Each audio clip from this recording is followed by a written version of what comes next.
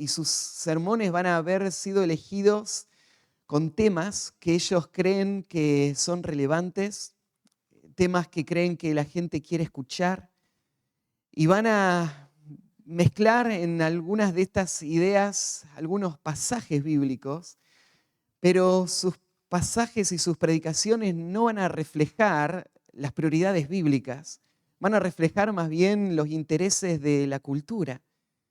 Y sus mensajes no van a llevar el contenido que el Evangelio proclama, y por eso sus predicaciones no van a ser predicaciones que demuestren una confianza en el poder de la palabra. Y la gente que esté del otro lado, escuchando a estos hombres, muchos de ellos no van a entender la trascendencia de lo que está pasando. Ellos no se dan cuenta de cuán desesperadamente necesitan predicación bíblica. Y estas iglesias, que muchas veces van a ser iglesias atractivas porque tienen métodos que mantienen entretenida a la gente, pero en esas iglesias no va a haber alimento sólido. Y en medio de esos bancos va a estar lleno de gente que va a estar cargada de pecados y sin saber dónde encontrar las respuestas bíblicas en la palabra de Dios, van a buscar respuestas en este mundo y van a vivir vidas de inmadurez espiritual, enredadas en situaciones y, y sin entender que lo que está pasando ahí es que la falta de acceso a la verdad, porque hay hombres que no están predicándola con fidelidad, está debilitando sus vidas y está produciendo este estancamiento y estas ataduras de las que no pueden escapar. Y sus familias se van desboronando, sus vidas no encuentran respuestas. Pero si miramos atentamente podemos ver que el problema está en esos púlpitos. En hombres que, aunque profesan fe en las Escrituras, no están usándolas como si lo creerían. No están dedicando su vida a estudiarla con diligencia y a enseñarla con fidelidad. Y están confiando en su propia sabiduría o en los métodos de este mundo y están causando todo este daño al mundo y al pueblo de Dios. Hace mucho ya, Martin Lloyd-Jones dijo que sin duda la necesidad más urgente en la iglesia cristiana hoy es la verdadera predicación. Y eso sigue siendo lo que podemos ver a nuestro alrededor. Esta es la necesidad más urgente de nuestro tiempo y lo es porque la predicación es el recurso más poderoso para la santificación en la vida del creyente. Hemos estado hablando de la palabra de Dios y el ministerio de la palabra incluye el uso de la palabra en muchas dinámicas. La consejería siendo una de ellas. El uso efectivo de la palabra en esa relación uno a uno, en donde voy a aplicar la palabra a una vida, a una situación, a una persona, y voy a guiarle para cómo enfrentar los desafíos del pecado equipado con la palabra. Pero de todas las formas en las que usamos la palabra de Dios, Dios ha puesto la predicación como la herramienta más poderosa en el arsenal que tenemos a disposición para poder hacer su obra en este mundo. Recién describí esta situación en la vida de las iglesias y pensaba en estas personas que no entienden la trascendencia de la predicación. Y en parte es porque nadie nunca les explicó cuán valiosa es la predicación para la santificación. Y ellos no entienden de que la madurez espiritual de sus vidas, de sus familias, está unida inseparablemente a la madurez de los sermones que están escuchando. Y su vida espiritual nunca va a trascender más allá de esta limitación.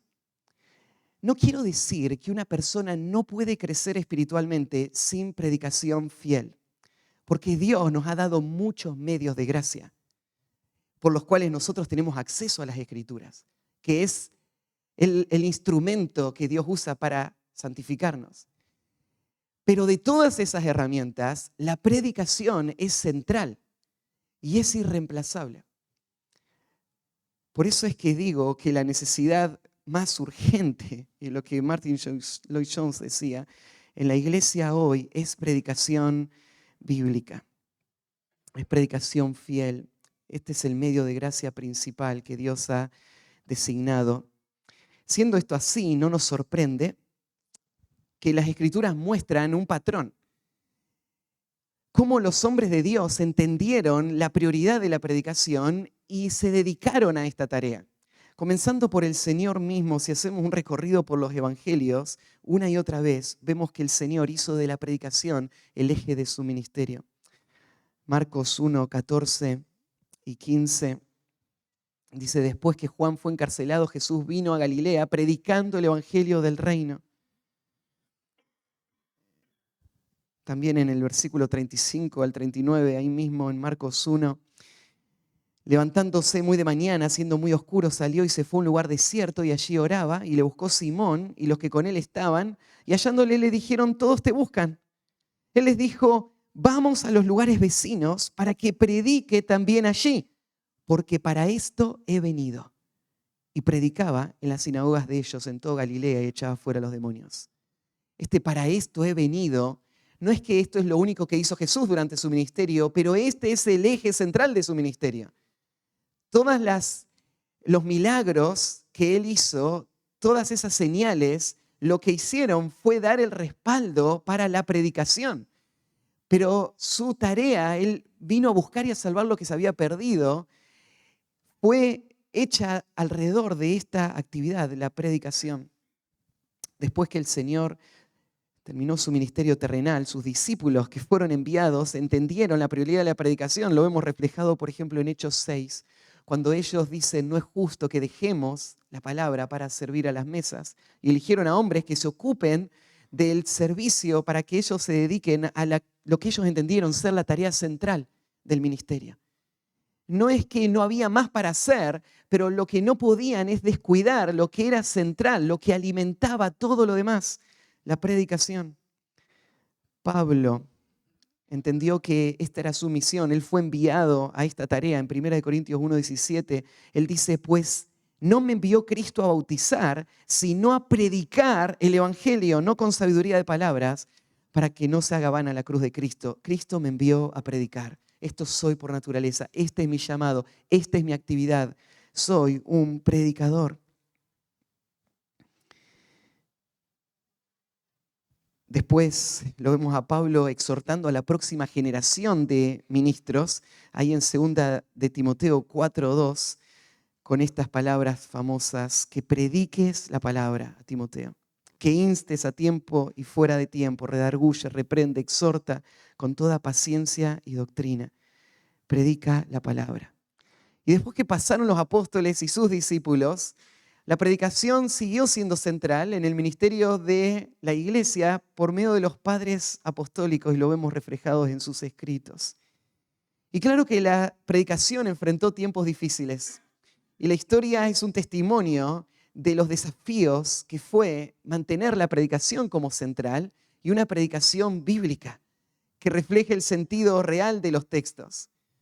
Pero el Señor en su gracia permitió que en una época culminante en la historia de la iglesia, ahí en el tiempo de la Reforma, se levantara nuevamente una ola de predicadores que volvieron a despertar a la iglesia a la centralidad de la predicación. Y estos hombres aportaron en muchas áreas, pero estos hombres fueron en esencia predicadores. Y el Señor usó la predicación de estos hombres para traer la reforma y un gran despertar que sigue siendo de tremenda bendición hacia nuestros tiempos. Y si miramos de ahí hasta ahora, la línea no ha terminado. Es que Dios no solo le dio a la iglesia un texto infalible, inspirado, para que se apoye en ella, sino que le dio predicadores que se lo proclamen. Y Dios está haciendo la obra de salvación y de edificación en la vida de la iglesia a partir de este ministerio central de hombres fieles a las Escrituras que están predicando la palabra de Dios al pueblo de Dios.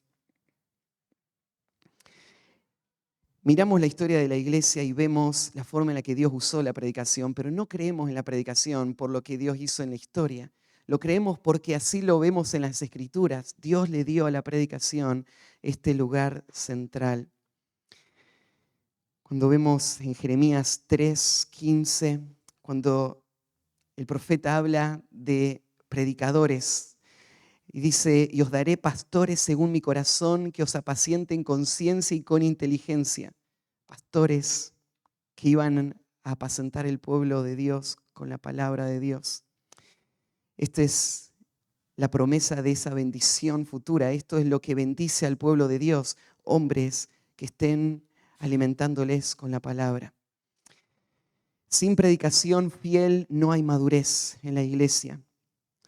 Y por eso, cuando un hombre que está puesto delante del pueblo de Dios para hacer esta función y predicar la palabra de Dios, no es fiel a esta tarea, no solamente priva a la iglesia de tener acceso a la verdad para su propia edificación, sino que afecta a la iglesia en formas aún mucho más extensas. Porque el púlpito no es solamente el lugar desde donde escuchamos la palabra predicada. El púlpito es el detonante para una reacción en cadena que Dios diseñó que pueda producir en la vida de la iglesia madurez. Cuando leemos en Efesios capítulo 4, este regalo de Dios a la iglesia de enseñadores, que termina con pastores y maestros que equipan a los santos para la obra del ministerio, que se entregan en amor para servirse unos a otros y en esas relaciones producen esta madurez que viene a la vida de la iglesia de parte de Dios. Nace en este punto, en esta predicación. Entonces, quiero terminar esta conferencia con un llamado a la predicación fiel como el medio que Dios usa para poner en marcha todas las dinámicas de las que estuvimos hablando. Este es el punto cero. Acá es donde todo comienza. Y esta es la responsabilidad que tenemos mañana por la mañana y cada día de nuestra vida como heraldos de Dios. Hacer el instrumento de Dios para la santificación de la iglesia, trayendo a la iglesia lo que más necesita, predicación fiel. Entonces, el título del mensaje de esta mañana es Predica de esta noche. Predica la palabra para la restauración del alma. Predica la palabra para la restauración del alma. Si es que la Escritura es suficiente para la restauración del alma, ¿de qué otra forma podríamos responder que predicándola con fidelidad para que Dios obre de esta manera en el pueblo de Dios? Así que vamos a abrir nuestras Biblias en Primera de Pedro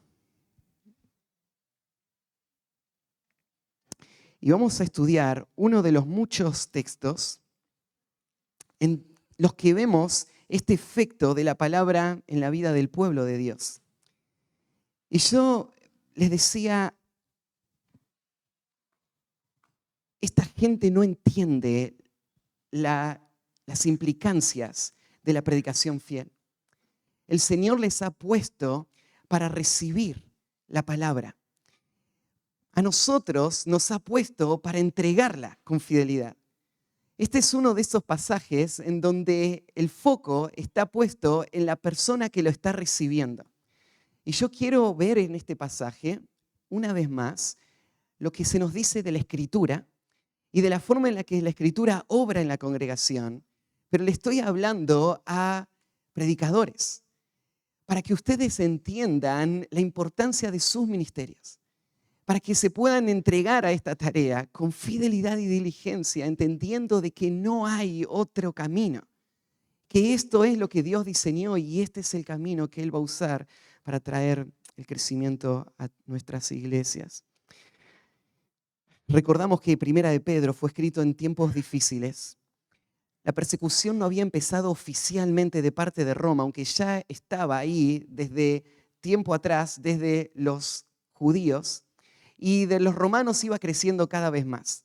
Y Pedro entendía que la iglesia iba derecho hacia una gran tormenta. Él ya veía venir la hostilidad del imperio y entonces él escribe esta carta a hermanos que ya están en la persecución, pero pensando aún en una persecución que va a crecer más aún. Y el tema de esta carta apunta a mostrar a esta iglesia que la persecución es la gracia de Dios, por la que Dios no solamente está obrando en ellos, sino que Él va a obrar a través de ellos para cumplir un propósito que es mucho más grande que ellos.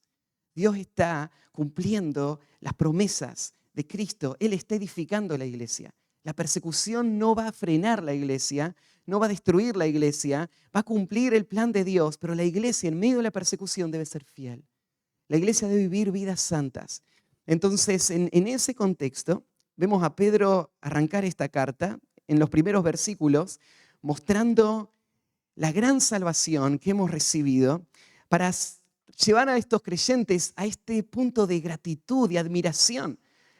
El punto donde ellos están no debe hacerles sentir víctimas de esta situación, sino privilegiados, porque en la historia del mundo Dios nos colocó en este momento, en el clímax de la historia, en donde Él está cumpliendo lo que se había dicho por los profetas y ellos están viviéndolo acá en primera fila.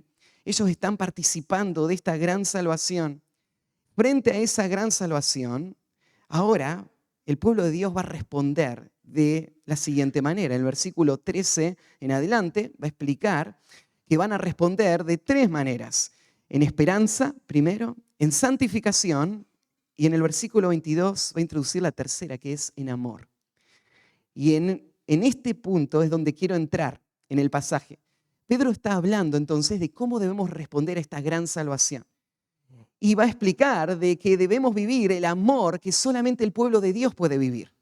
Pero en medio de esto, Pedro va a introducir el tema de la palabra, como un tema que acompaña a este llamado a vivir en amor. Él va a mostrar que solamente la palabra puede producir en el pueblo de Dios este fruto. Y entonces en este contexto vamos a ver la palabra, su obra en la vida del pueblo de Dios, y vamos a pensar entonces en este llamado a predicar la palabra para la restauración del alma. Déjenme orar antes de leer el pasaje y después vamos a analizarlo juntos. Padre, estamos aún en este momento frente a tu verdad eterna y creemos que es poderosa para restaurar aún nuestro corazón, para exponernos, confrontarnos, limpiarnos y para firmar nuestros pies en un terreno sólido en el que podamos caminar una vida que te lleve gloria a ti. Y Señor, no confiamos en la capacidad o en la sabiduría humana. Completamente nuestra confianza está puesta en tu palabra y en tu poder para traer ese fruto en nuestras vidas. Y te doy gracias por estos hombres que tú has llamado y has colocado en posiciones tan valiosas para la edificación de tu iglesia en nuestro tiempo. Hombres que te aman, hombres que aman tu iglesia. Y Señor, te ruego que esta exhortación pueda resonar en nuestros corazones y pueda servir como un estímulo para que nos dediquemos a esta tarea y no dudemos de nuestro rol y nuestro llamado en esta gran misión de presentar perfecto en Cristo Jesús a todo hombre. Ayúdanos, Señor, a poner nuestra mirada en esa obra, en ese medio de gracia que tú has elegido para traer la edificación a nuestra iglesia. Guíanos en este tiempo de estudio de tu palabra. En el nombre de Cristo Jesús. Amén. Dice la palabra de Dios: habiendo purificado vuestras almas por la obediencia a la verdad, mediante el Espíritu, para el amor fraternal no fingido, amaos unos a otros entrañablemente de corazón puro, siendo renacidos no de simiente corruptible, sino de incorruptible por la palabra de Dios que vive y permanece para siempre. Porque toda carne es como hierba y toda la gloria del hombre como flor de la hierba. La hierba se seca y la flor se cae, mas la palabra del Señor permanece para siempre. Y esta es la palabra que por el Evangelio os ha sido anunciada. Desechando pues toda malicia, todo engaño, hipocresía, envidias y todas las distracciones, desead como niños recién nacidos la leche espiritual no adulterada, para que por ella crezcáis para salvación, si es que habéis gustado la benignidad del Señor. Predica la palabra para la restauración del alma. Podríamos dividir este pasaje en dos conceptos, y el primero es porque ella es el instrumento por el que Dios da vida y capacita para el amor. La razón por la que debemos predicar la palabra para la restauración del alma es porque ella es el instrumento por el que Dios da vida y capacita para el amor. Este pasaje va a presentarnos las Escrituras como la única capaz de producir la transformación profunda y radical del alma que necesita el hombre para poder vivir su llamado más alto, poder vivir una vida gobernada por el amor. Y comienza el versículo 22 con una línea que va a terminar en este llamado. Nos va a llamar al amor del que Pedro quiere que podamos responder por causa de la gran salvación que recibimos. Pero antes de llegar ahí, empieza a desarrollar cómo es posible que una persona pueda vivir este llamado del amor ágape, de esa entrega incondicional. Y arranca con esta expresión: habiendo purificado vuestras almas por la obediencia a la verdad. La purificación del alma a la que se está refiriendo Pedro acá se la menciona como un evento pasado puntual que sucedió y se completó, pero que tiene efectos hasta el presente. Esta purificación del alma la va a mencionar más adelante con otra expresión, cuando él hable en cuanto al renacimiento en el versículo 23. Esta purificación del alma está hablando de ese momento en donde el alma que estaba corrompida, perdida, esclava, por el poder de Dios, fue regenerada, fue transformada, fue salvada. La palabra purificación que elige Pedro tiene una connotación ceremonial. La palabra se usaba para hablar de los instrumentos que se usarían para la adoración pública en la vida del pueblo de Israel. Y purificación tiene que ver con una purificación que hace apto este elemento para ser usado para propósitos de adoración a Dios. Purificación no es solamente una limpieza superficial, sino una purificación real, completa, que lo hace apto para ser usado para los fines más puros, más nobles, más altos. Y lo que está hablando acá Pedro, entonces, es que el alma del hombre, habiendo estado antes en esa condición totalmente corrompida y dedicada a sus propios deseos y a la idolatría, aborrecido el pecado por un Dios santo, vivió una experiencia transformadora que la llevó de esa condición ahora a estar en la condición de ser útil para llevar gloria a Dios. La purificación es una transformación real, es una limpieza completa, pero con un propósito. No es solamente limpieza. Cuando arrancábamos la conferencia y hablábamos de cuál es el propósito de la restauración, yo recordaba que restauración no tiene como propósito mejorar nuestra situación. No tiene como propósito solamente mejorar nuestros matrimonios, nuestro trabajo, nuestra vida personal, nuestro corazón, nuestros deseos. No es en función nuestra la restauración del alma. Es en función de un fin mucho más alto. Es un propósito por el cual fuimos creados. Es poder vivir para la gloria de Dios. Y por eso ningún método humano serviría porque solo Dios puede producir este milagro. Solo Dios puede purificar el alma. Y el alma purificada a la que se está refiriendo acá Pedro es la de estos hombres que ahora disfrutan de esta salvación y de todos los beneficios de ese alma purificada. Y menciona cómo fue esta transformación. Cuando nosotros pensamos en la salvación, hay muchas cosas de la salvación que no entendemos. Y ha habido tanto debate por tantos aspectos de esas cosas que no están reveladas en las Escrituras. ¿Cómo es que sucede la mecánica de una persona que en un momento está muerta y en otro momento quiere vivir para la gloria de Dios? ¿Cómo es esa mecánica? Y eso nos mete en misterios que Dios no ha revelado. Pero Pedro, aunque hay muchas cosas que no sabemos de esa transformación del alma, hay cosas que sí sabemos. Y él las va a señalar acá. Él nos va a decir que esa transformación del alma sucedió en el ámbito de la obediencia a la verdad. O sea, nada engañoso podría producir esto. Un falso evangelio no puede transformar. Una distorsión, un engaño no podría causar este efecto.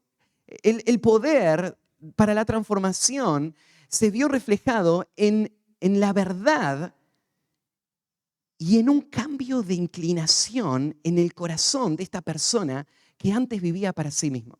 Esta palabra, la obediencia a la verdad, hace referencia a ese cambio de inclinación. Una persona que vivió toda su vida para sus propios deseos, en rebeldía a Dios, no reconociendo en lo absoluto su autoridad, de repente escucha la verdad. La verdad que no es solamente información. En esa verdad está el poder para hacer algo que su naturaleza no puede hacer. Porque estando esclavo y siguiendo ciegamente sus propios deseos, ahora, frente a la verdad, su corazón cambia. Y su corazón ahora se vuelve obediente. Y la obediencia que se refleja el día de su conversión se va a volver en el patrón de su vida. Y habiendo sido antes un hijo de desobediencia, ahora va a volverse un hijo obediente. Porque la obediencia ahora muestra esa nueva naturaleza que fue producida en él. En este contexto, Pedro señala, es la verdad que estuvo presente cuando ese cambio sucedió. Nos dice también Pedro cuál es el propósito de esa transformación, el fin al cual se dirige. La meta es para el amor fraternal no fingido. El objetivo de la regeneración, como podríamos resumir todo este concepto, el objetivo de la transformación, lo señala acá, es ese amor. Es una nueva forma de relacionarme, en donde se usa esta palabra primero con el amor fraternal, es la relación de hermanos, y más adelante en el mandato se va a hablar de el amor ágape. Pero el propósito de este nuevo nacimiento es entonces ese amor real. Es un amor que acá lo califica como no fingido. Lo que Pedro da a entender es que fuera de esta conversión, la única esperanza para cualquier relación es fingir. Porque en el mundo, sin haber vivido la transformación de la que está hablando Pedro, no es posible lo que esta transformación produjo. Entonces, sin Cristo, la única esperanza es fingir superficialmente en medio de las relaciones.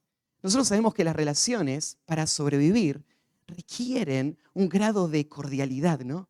Requieren un grado de atención y cuidado de límites. Cuidado de mostrar ciertos beneficios y favores a otras personas. Entonces muchas relaciones en este mundo sobreviven de esta manera. no todos los matrimonios colapsan de los inconversos, ¿no?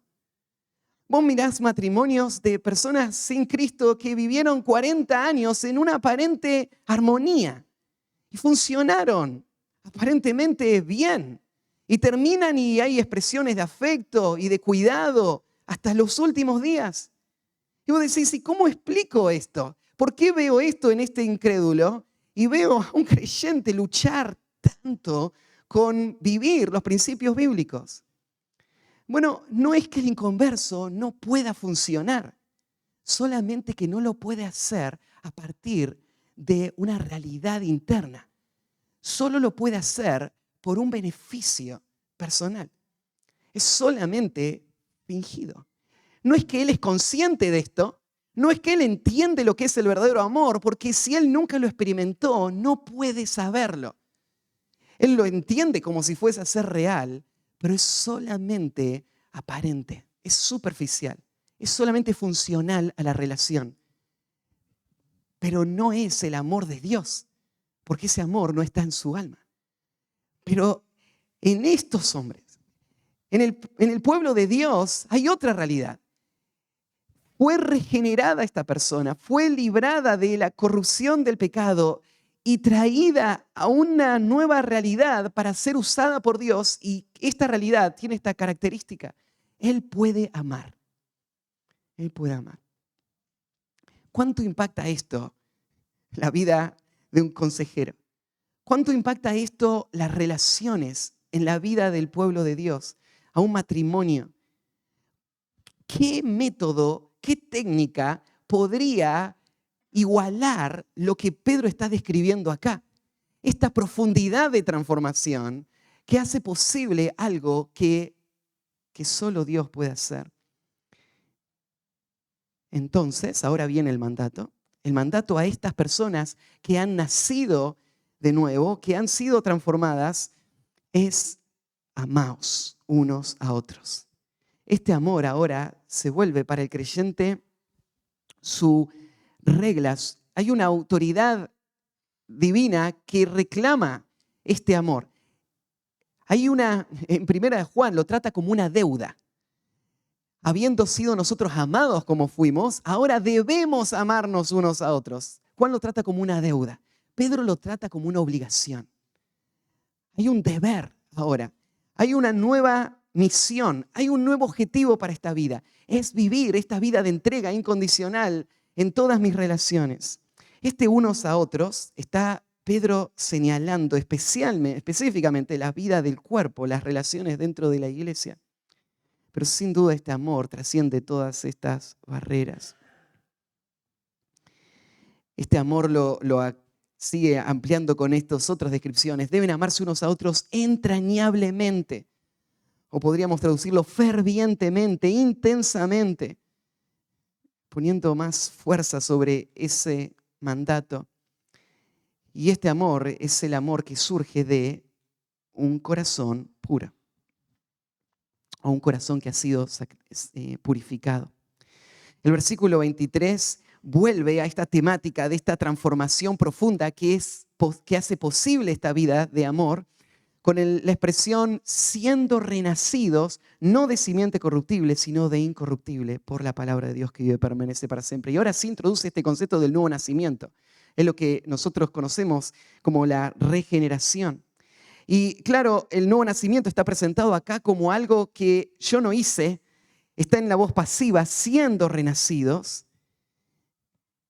Y volvemos de nuevo a esta mecánica. ¿Cómo sucede esto? Si esto es lo único que haría posible que una persona salga del egoísmo, que destruye todas las relaciones y que lo hace incapaz de agradar a Dios en nada de todo lo que hace, si esto es lo que más necesita el mundo, ¿cómo pasa esto? ¿Cómo lo generamos? ¿Cómo guiamos a una persona a nacer de nuevo? Y Pedro no nos responde todas las mecánicas, pero nos explica de nuevo el ámbito en donde el nuevo nacimiento sucede. Con esta expresión, no de simiente corruptible, sino de incorruptible, por la palabra de Dios que vive y permanece para siempre. O sea, La palabra de Dios fue el medio por el que el nuevo nacimiento ocurrió. No sabemos todo lo que Dios hace y cómo lo hace, en qué forma lo hace, pero sabemos esto. El nuevo nacimiento es una obra que sucede en el hombre, no que causa el hombre, y que sucede en el entorno de la predicación fiel. Pedro dijo la verdad, la verdad. Y en medio de esa predicación hay algo que cambia, una inclinación de ser rebeldes a la obediencia a la verdad. Y acá Pedro lo pone mucho más específico, es por la palabra de Dios como instrumento.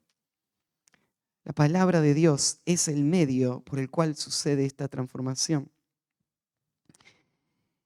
Entonces, Pedro describe la palabra de Dios con estas expresiones. Es la palabra de Dios que vive y permanece para siempre.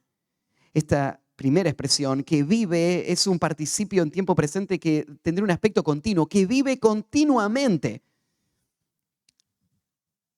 y que permanece, se mantiene, sigue viviendo de forma permanente.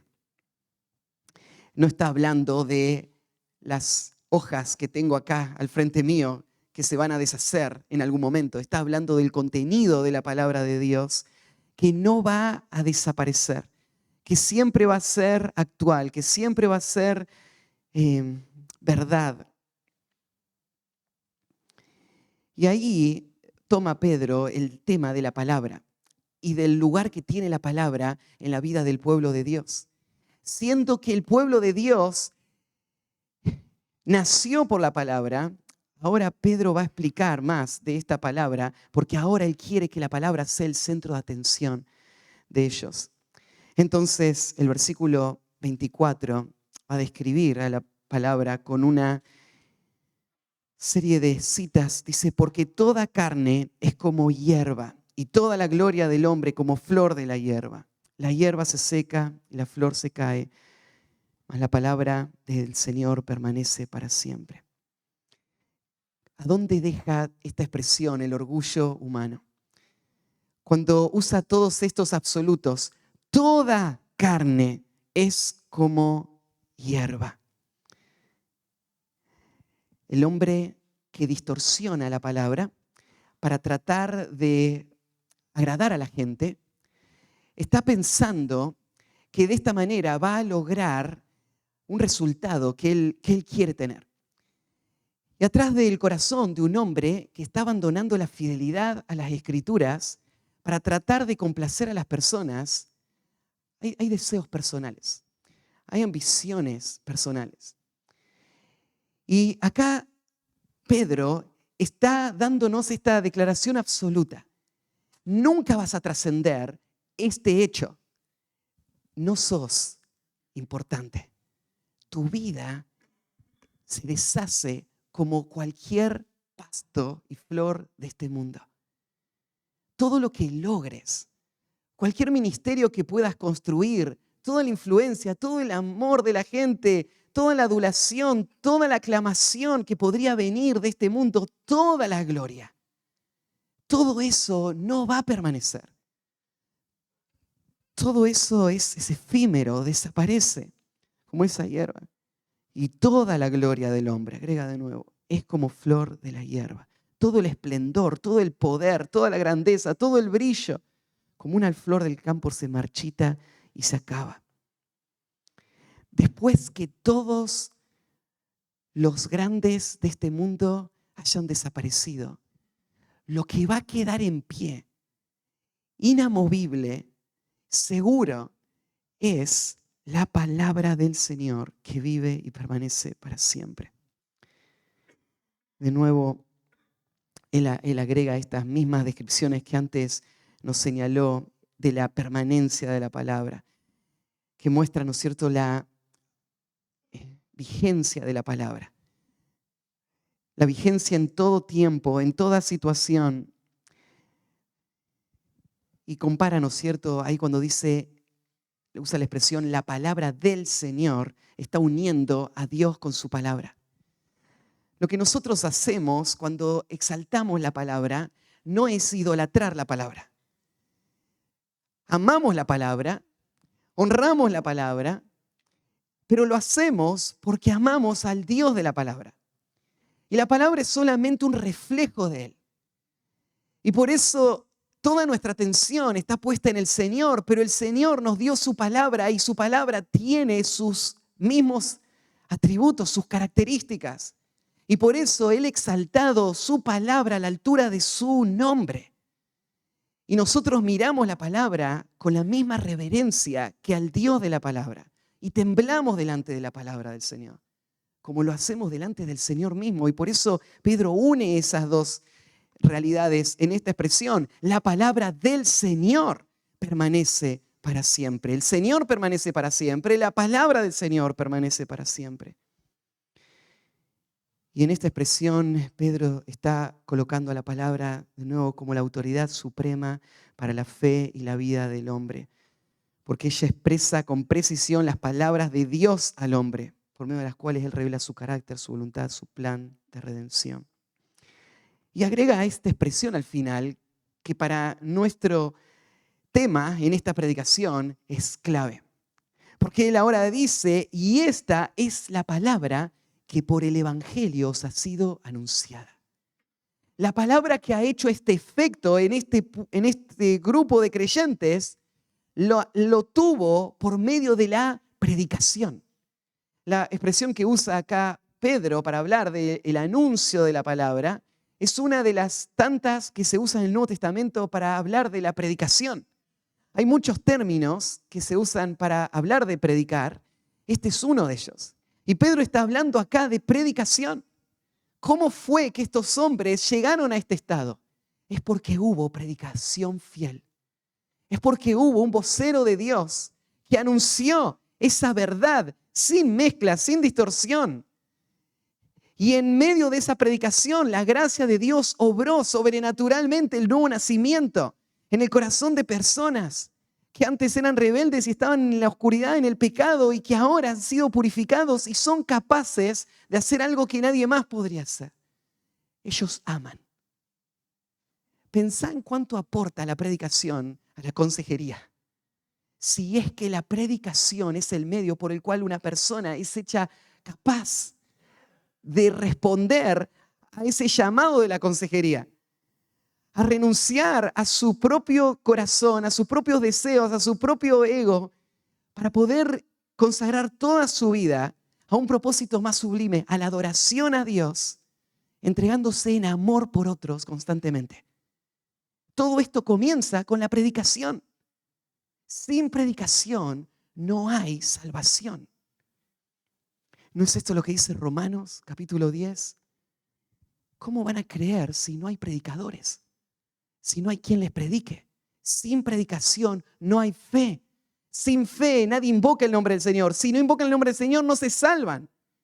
No hay nuevo nacimiento sin predicación. Por eso es que los reformadores decían, donde hay predicación fiel, ahí está la iglesia. Porque sin predicación fiel no hay iglesia. Hay una pseudo iglesia. Hay solamente una vida fingida, superficial, que puede ser administrada y manejada con técnicas, pero que no puede producir verdadero fruto y no puede llevar gloria a Dios. Va a ser rechazado por Dios una y otra vez. ¿Y cuál es la esperanza?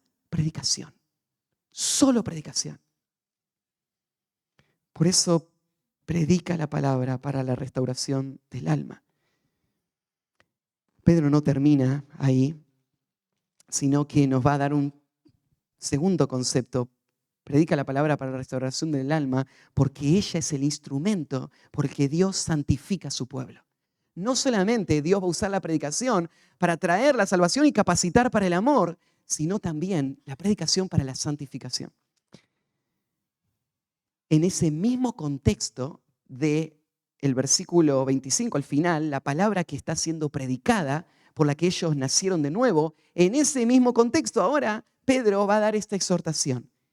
Desechando pues toda malicia, todo engaño, hipocresía, envidia y todas las detracciones, desead como niños recién nacidos la leche espiritual no adulterada, para que por ella crezcáis para salvación, si es que habéis gustado la benignidad del Señor. Claro, Pedro le está hablando a la congregación que está recibiendo la palabra. Y le está exhortando esa misma palabra que les dio vida y que produjo esta conversión y les hizo aptos para amar, es la palabra que va a seguir limpiando y transformando toda su vida. Entonces ustedes tienen que disponerse a escucharla y a recibirla. Y nosotros nos paramos de este lado y pensamos, ahí hay un pueblo desesperadamente necesitado de una sola cosa. Lo único que va a poder producir el efecto de la santificación es la palabra. Eso es lo que ellos necesitan. Y eso es lo que trae nuestra responsabilidad y hace de nuestro ministerio de la predicación nuestra prioridad en la labor pastoral. Y eso es lo que nos lleva a pasar todo el tiempo que tomamos para asegurarnos de que lo que estamos diciendo son las palabras de Dios. Y eso es lo que nos lleva en humildad a pararnos detrás de ese púlpito sabiendo de que nada que lo que yo diga va a cambiar nada. Pero el poder de la palabra de Dios puede cambiarlo todo. Y entonces, por eso el predicador ahora va a predicar la palabra, porque es el único medio por el que Dios produce, o el medio principal por el que Dios produce esta santificación. Entonces, este pues, con el que comienza el capítulo 2, el versículo 1, está conectando lo anterior. Siendo que esto es lo que la palabra produjo en nosotros, ahora nuestra vida debe estar definida por un amor a la palabra, un deseo por la palabra, una vida construida alrededor de la palabra. Pero claro, antes de llegar al mandato de Siad, del versículo 2, da una introducción en el versículo 1, mostrándonos que no se puede tener el fruto de la palabra sin antes cambiar nuestra actitud hacia el pecado en nuestra vida. Porque estas dos cosas van en direcciones opuestas. Entonces hay un prerequisito. Alguien dijo una vez, y recuerdo en una dedicación, en una de las Biblias, alguien me puso esta frase: este libro te va a alejar del pecado o el pecado te va a alejar de este libro. Son dos cosas opuestas. Vos no podés tratar de unirlas en tu vida y pretender una vida de efectividad, de crecimiento, mientras estás escondiendo el pecado y no lo estás lidiando en la forma en la que Dios te lo va mostrando. Entonces, esa diligencia a responder y a obedecer en cada cosa que veo va a ser el prerequisito para nueva luz y más progreso en todas las demás áreas. Así que ahí Pedro introduce esta lista, y esta no es una lista comprensiva, no es solo esto lo que tenemos que dejar, pero esta es una lista ilustrativa, es un ejemplo que nos muestra cómo el pecado obra en nuestra vida y cuál es la actitud que tenemos que tener hacia el pecado. Y si vos mirás esta lista va desde lo general hacia lo particular, desde lo más profundo hacia lo más evidente, el fruto final. Y en ese proceso te muestra cómo el pecado existe en diferentes niveles en nuestro corazón y en nuestra práctica, pero en todo ese proceso el pecado tiene que ser abandonado, en todas sus formas. Y esa palabra desechar es una expresión muy fuerte, abandonar por completo. Y es un término que se usa mucho en el contexto de la santificación en el Nuevo Testamento, porque esto habla de la actitud que tenemos hacia este pecado. No es que el pecado lo regulamos, lo controlamos, lo manejamos, sino que el pecado lo odiamos y nos desechamos el pecado, nos despojamos del pecado. Y por eso son esos términos tan firmes. Entonces, desechando el pecado, ahora viene el mandato: desead como niños recién nacidos la leche espiritual no adulterada. Y esto es un apetito natural para el nuevo creyente. En el ejemplo uno lo ve, el niño que nace no se le tiene que instruir a buscar leche como un instinto natural, sin nunca haber visto la leche ni probado la leche, habiéndose alimentado por un cordón umbilical toda su gestación. Ahora inmediatamente llora y inmediatamente sabe cómo succionar y intuitivamente recibe lo que está saliendo de ahí y lo busca más y más y más y más, porque está puesto ahí en su naturaleza. Fue puesto por el Señor para poder suplir su necesidad. Y de la misma manera, el Hijo de Dios está programado para vivir por la palabra. Esto es natural. Pero aunque es natural, el pecado sigue afectándonos. Y ese pecado sigue engañándonos y estorbándonos para que ese deseo natural se pueda expresar y desarrollar. Y por eso esta orden. Tiene que haber una respuesta en obediencia y diligencia del Hijo de Dios a ir hacia la palabra con deseo. La palabra deseada acá no está hablando de estudiarla, aunque eso hay que hacerlo. No está señalando memorizarla, aunque también hay que hacerlo. Pero está volviendo hacia algo mucho más básico, que va a producir todo lo demás. Claro, todo eso lo vas a hacer, pero porque antes vos te asegurás de poner esto en el lugar correcto. La palabra tiene que ser tu centro de atención. Eso es lo que le vamos a decir al pueblo de Dios. Nosotros vamos a entrenar a nuestra iglesia para que ellos tengan este apetito. Le vamos a entrenar a cómo venir preparados el domingo para escuchar la predicación. Le vamos a entrenar de cómo sacar las distracciones de su vida. Le vamos a entrenar en cómo tener el descanso apropiado, en cómo quitarnos, ¿cierto?, todo lo que le lleva a no poder concentrarse correctamente. Le vamos a entrenar a cómo escuchar, a qué cosas prestar atención, a cómo entender el sentido de una predicación y cómo entender el punto principal del predicador y cómo responder después de eso y cómo entrenar a su familia para eso, para que toda la iglesia, en el momento que estoy predicando, puedan recibir el mayor beneficio de esa predicación. Pero qué tragedia de las tragedias sería que ellos cumplan todo esto y estén ahí hambrientos, listos para recibir, y lo que reciben no es la leche espiritual no adulterada. Y en la tragedia de las tragedias, ellos no lo disciernen. No entienden cómo vos estás usando la Escritura. Ellos solamente ven el efecto de falta de crecimiento, de falta de victoria, de falta de madurez, de una iglesia atrofiada. Y por eso tenemos que entender que este llamado a la iglesia pesa sobre nuestras conciencias como una responsabilidad. Este es el rol que el Señor nos dio. Ellos y todos nosotros también, cuando estamos recibiendo la palabra, deseamos como niños recién nacidos, y lo que deseamos es la leche espiritual. Y ustedes ya han escuchado muchas explicaciones de este pasaje. Esta palabrita espiritual se tradujo así de una forma bastante arbitraria, porque no tiene una connotación de esta clase. Entonces, más bien la palabra podría ir más hacia el lado de lo racional. La leche racional, lógica, que es el uso de la palabra en Romanos 12:1, el culto racional.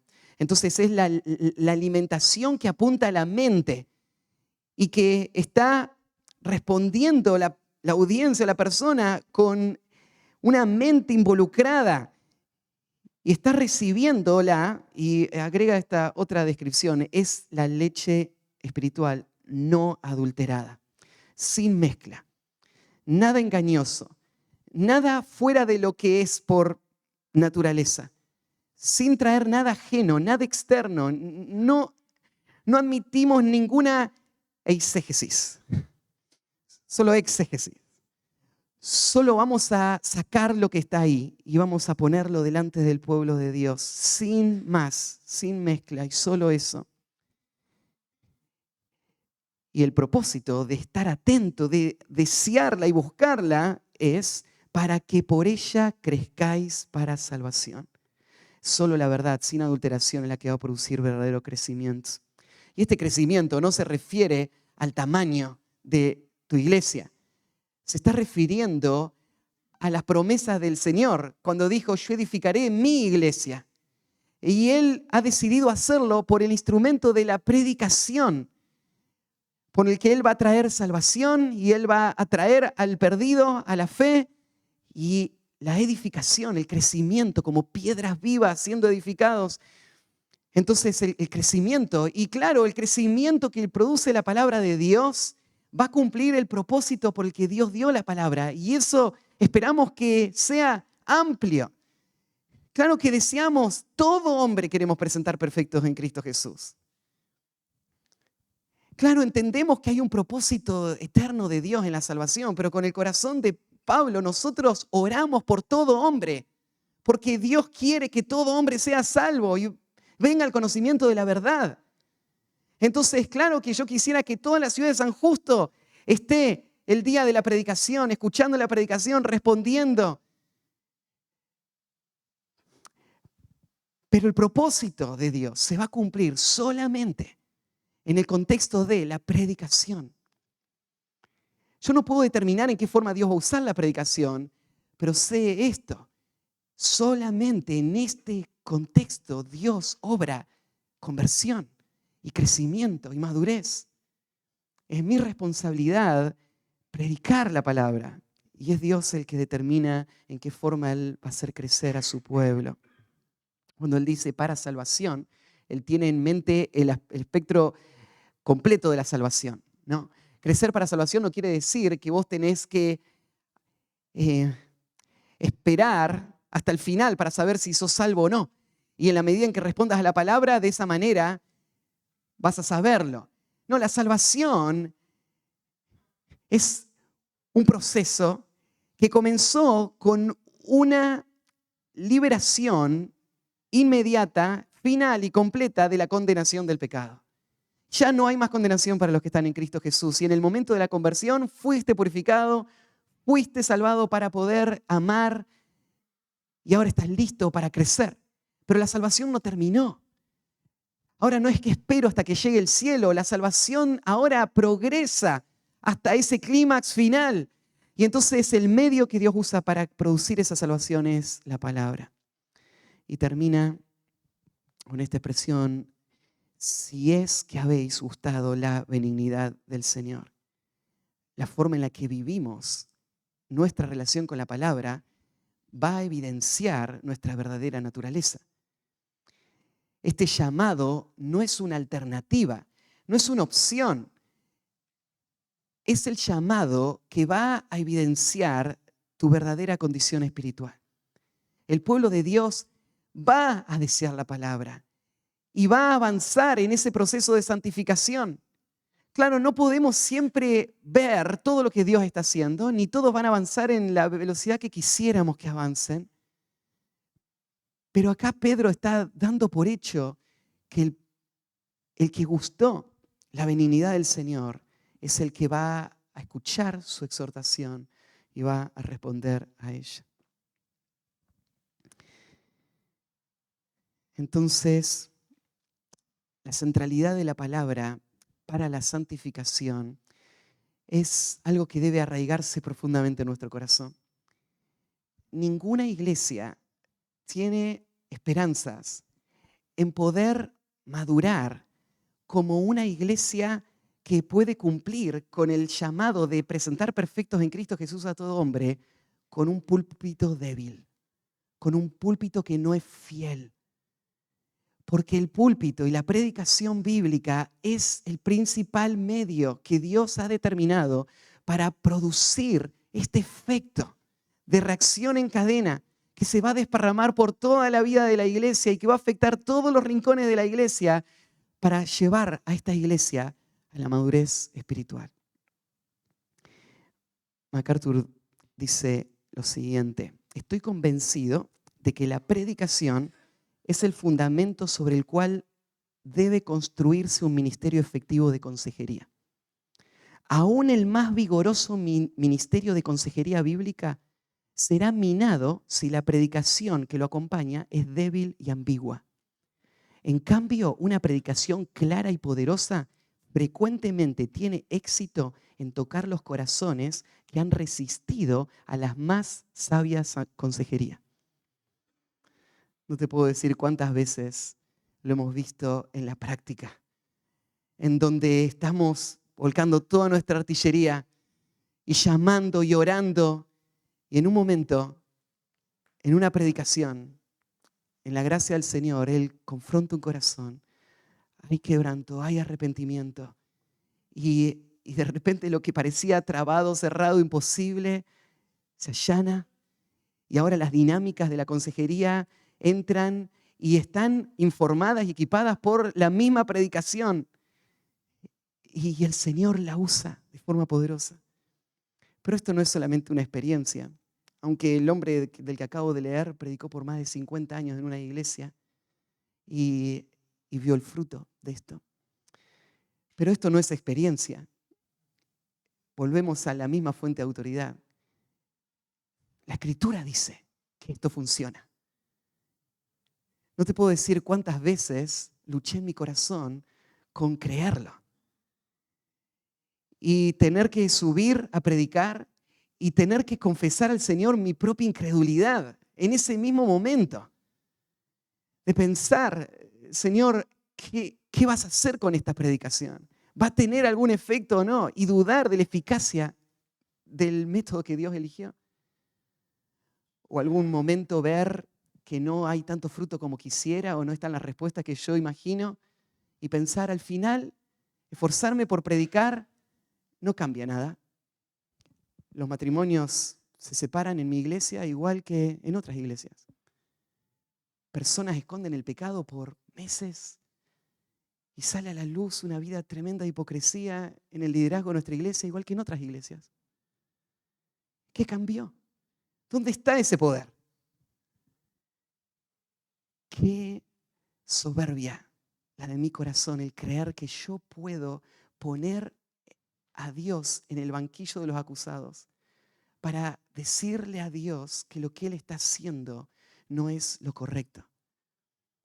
En creer que yo puedo medir el fruto que el Señor está dando y cómo Él está obrando en los corazones, y con mi mente tan limitada puedo dudar de lo que Él dice en su palabra, que su palabra no vuelve vacía y que hace el efecto que va a hacer.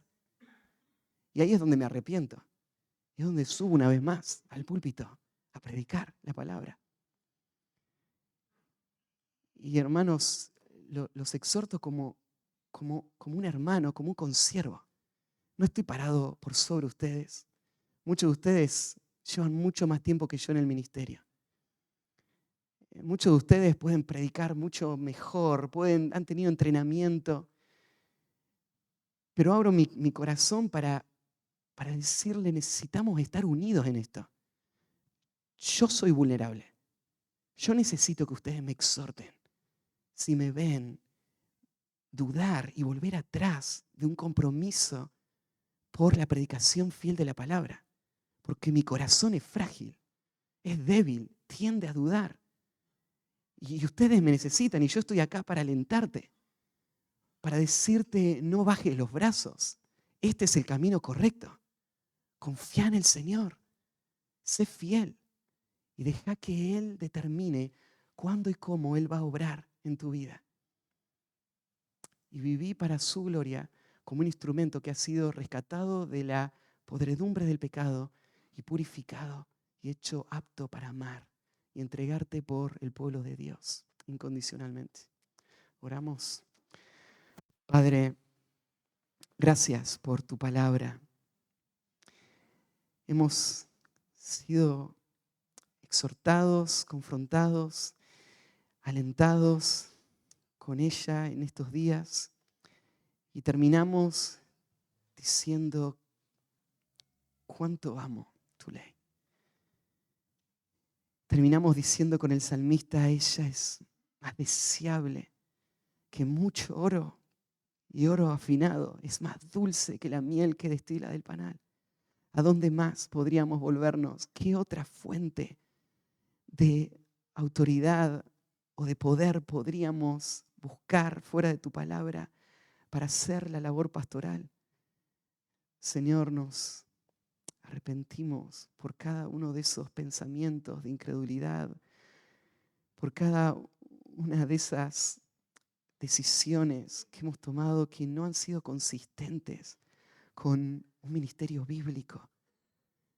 Nos arrepentimos y volvemos a ti y volvemos a buscar tu gracia para que tú nos afirmes de nuevo, no solamente en la teoría, en la práctica, en un ministerio donde tu palabra pueda ser el centro.